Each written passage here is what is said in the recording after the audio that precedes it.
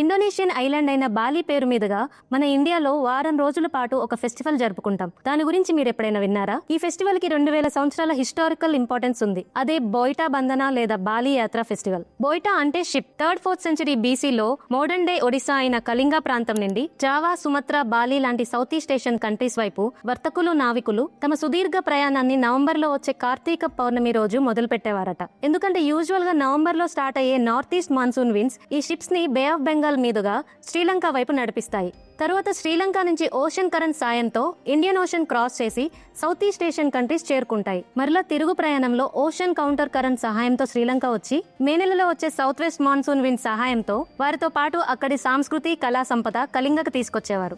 ఇలా south east Asian countries తో 2000 సంవత్సరాలు లెగసీ ఉన్న Indian trade and cultural exchange ని సెలబ్రేట్ చేసుకుంటూ చిన్న చిన్న షిప్స్ ని తయారు చేసి కార్తీక పౌర్ణమి నాడు మహానది ఒడ్డున వదులుతూ ఈ బాలి యాత్రని ఒడిశాలోని కటక్ ప్రాంతంలో ఘనంగా జరుపుకుంటారు. 2000 సంవత్సరాల క్రితమే ఓషన్ వాయేజెస్ కోసం ocean currents and monsoon winds ని ఫాలో అయ్యే పరిజ్ఞానం ఉన్న భారతదేశం మన లెగసీని మర్చిపోయి వాస్కోడి గామా లాంటి వారి గురించి గొప్పగా చెప్పుకోవడం ఎంతవరకు సమంజసం?